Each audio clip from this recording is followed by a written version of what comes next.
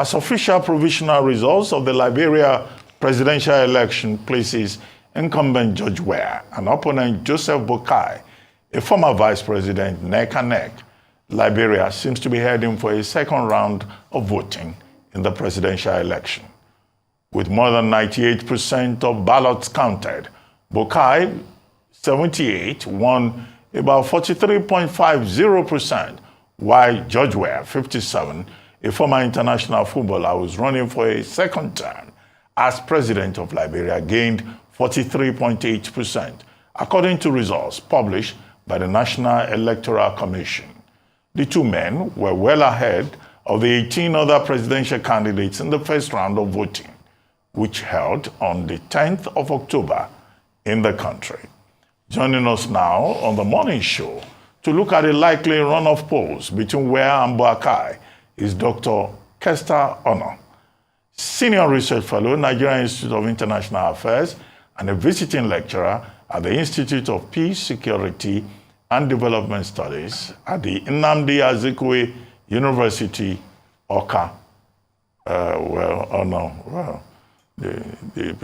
I'm told you are a great Zikite, but of course, here we are majorly Malabites. But quickly, let's talk about Liberia. Thank you for having me, Dr. Yes, thank you. Gap of about 5,346 votes between George Weah and Boakai. This is Boakai's last chance. He's 78. George Weah is a younger person. But who do you think is likely to gain momentum when Liberia goes to the second round again, I guess by November 7th, if there are no appeals that will stall the process? What's your reading of the emerging situation in Liberia? Thank you, Dr. Ruben. Well, even the latest results, we've gone beyond the results that we've just seen, because the latest result shows that President George Oppong has scored about 791,661 votes. That is which is about 43.79% of the votes. 40, yes. And then the former vice president, that is Boakai Joseph, had about 786,205 votes, about 43.49% of the votes. And it shows that none of them have been able to reach the 50% or more than 50% benchmark. Required, for them to at least gain an outright victory. So I believe that in the runoff, well, a lot of things are expected, considering the fact that the opposition have accused the incumbent president of corruption, and that he has equally created excruciating poverty in the land. You understand? But even the secretary to the coalition, that is the coalition for democratic change, which is the ruling party, has equally denied that accusation, saying that at least they have done so much within the past 6 years of this current administration. And George Weah equally said that he has equally given a tuition-free, scholarship to university students. But these are not the only parameter to judge performance. I believe that in the runoff that will be coming up in the 7th of November, that's if there is no litigation, it will equally be highly contested. And I think that the incumbent may narrowly win the election, as we saw in the 2017 election that ended up in runoff election.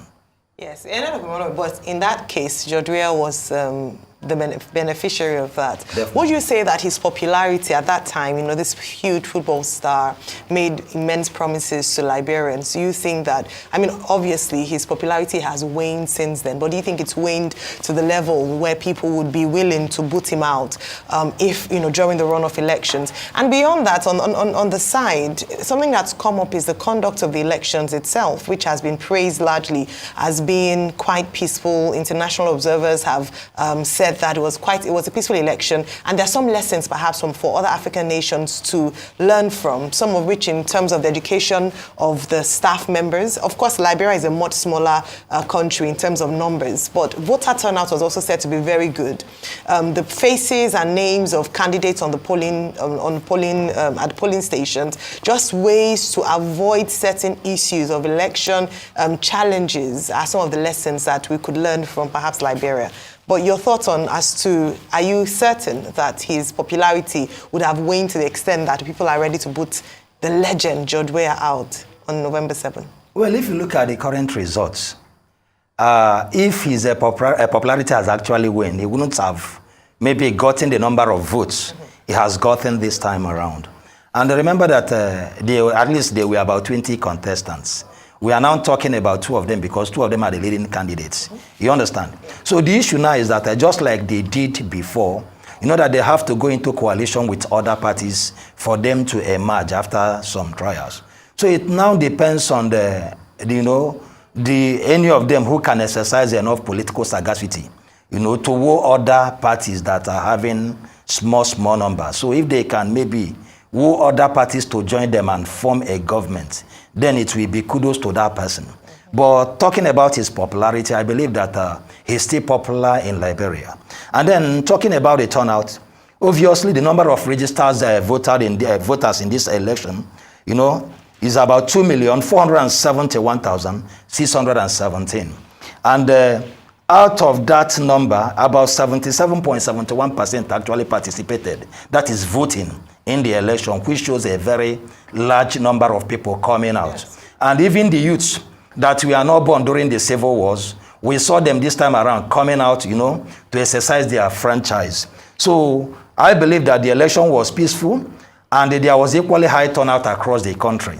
With although there were little problems, talking about the late arrival or the late voting in some areas.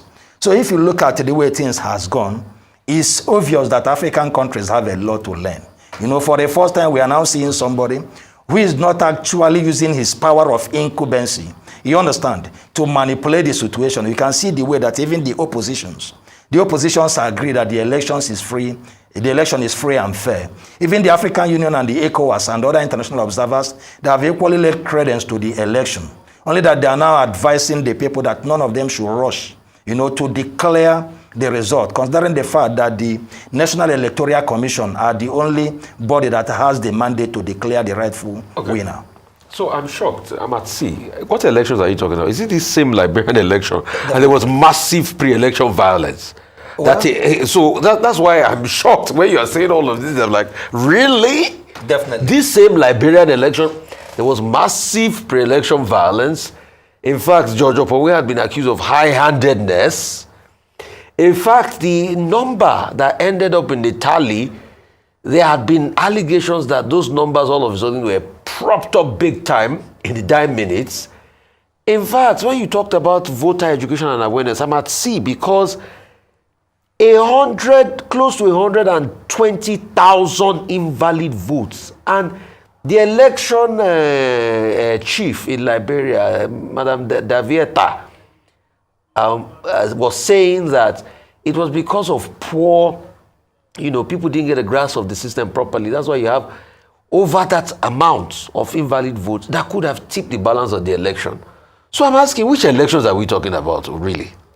Well, at least you've expressed your own view, and at least everybody's entitled to his opinion. But yes, going by observers, both international observers and local observers, they believe that the election, was peaceful.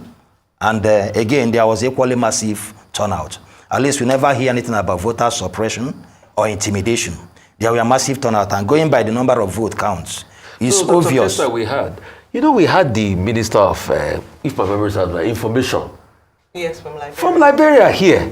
And when we asked him about the pre-election, he talked, in fact, he was trying to defend the government, and we brought to him the allegation. So I'm at sea as regards this election. I think the pre-election, maybe the incidents that happened during the pre-election or the prelude to the election, I think they were lessons learned. And maybe part of those lessons learned will what are the things that has been incorporated into this election, and that is why we are talking about peaceful election here. Anyway, Doctor, Yaga Africa, was one of those groups of observers. And the Yaga Africa report, preliminary report, states clearly that there was high turnout, that it was peaceful, that the election officials respected the rules and the procedures, and that in any case, this has been the closest presidential race ever since the end of the civil war in Liberia. So, and Yaga Africa deployed observers there. But in any case, that's not the issue.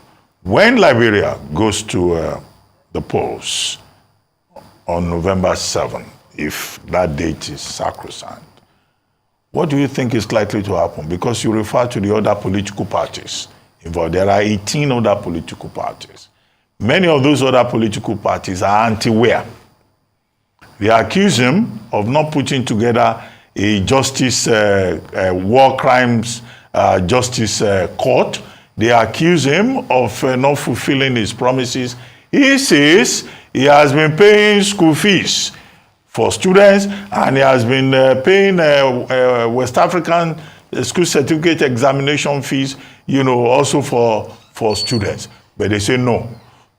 Which political parties do you think is likely to align with, since you are so optimistic that it stands a chance? And each of those 18 other political parties scored up to about 3% of the votes. So where would those percentages come from? From MDF, from ALCOP, from which political parties? Well, like I said earlier, I said if Joseph Boakai, if he can exercise enough political sagacity, he should be able to enter into alliance with other political parties to ward them, considering the fact that even other political parties are disgruntled, at least accusing him of corruption and maladministration.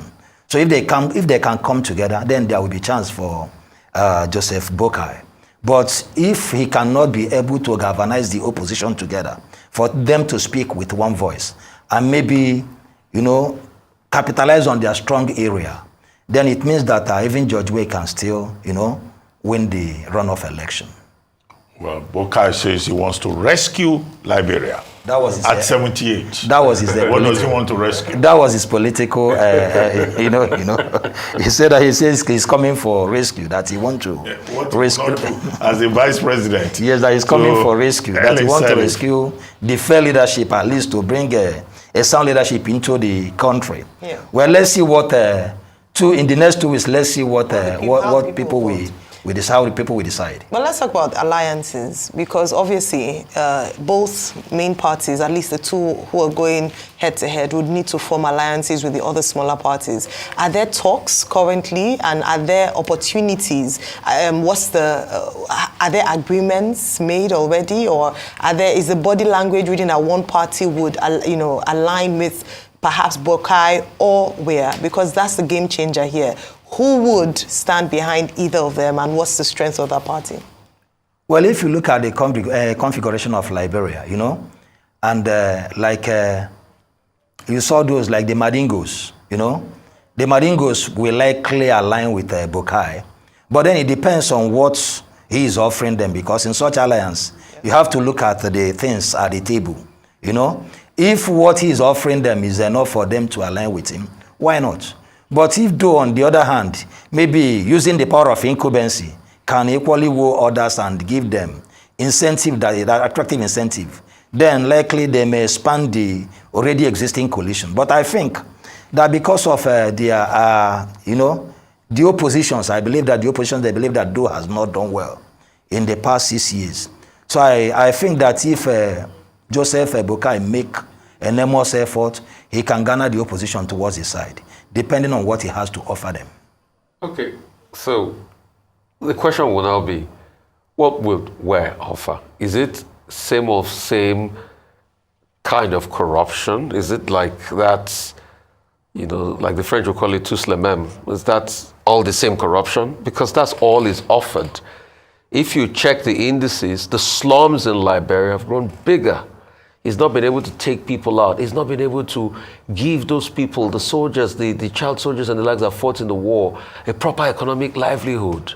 He has failed totally. And a lot of people put so much trust in George Opomwe because they felt he understood the feelings of the people. He was an ex-footballer, was a rallying point and a source of inspiration. So is it the same carte blanche of corruption he's going to be able to offer the other parties? That's what a lot of people are saying about Where has been a disappointment. You know, when we talk about this issue of corruption, it's been alleged that he's corrupt, you know, and one cannot be proven guilty unless the court of law decide otherwise. And then when we are talking about what he has to offer, we know that in politics, you know, is a game of numbers. And again, he can offer them some ministerial slots, you know, depending on that. If he can offer them some ministerial slots, and then they will now go into agreement that maybe in the next election, equally, the party will throw support for their candidate. These are some of the issues that may be on the table, you know. But if you are talking about maladministration, I think it's becoming a general thing, even all over Africa. You know, we're talking about the economy. You see that all over Africa, things has not been in a very good shape. Most of the countries in Africa are having serious economic problems, you know. So it's not only restricted to Liberia. We equally cast our mind back to the period of Helen Sirleaf Johnson. Yeah. You know that she came from United Nations, you know, and the Bretton Woods institution actually supported her massively. You understand what I'm saying? So George Weah coming, you know, from being a sportsman coming into the field of politics, you don't expect him maybe to thrive much the way that Helen Sirleaf Johnson did. You know, considering equally the economy of the country, if you look at the country economy, he is not going to the moon maybe to get resources to alleviate the problem in his country. He has to make do with the things that are available within the country. I'm not saying that he has performed extraordinarily, but at the same time, I think that posterity will judge him maybe after his tenure in office. Well, on that note, we'd like to thank you very much, Dr. Ono, thank you for joining us on the morning show. Fingers crossed, yes, we'll see what happens eventually in Liberia.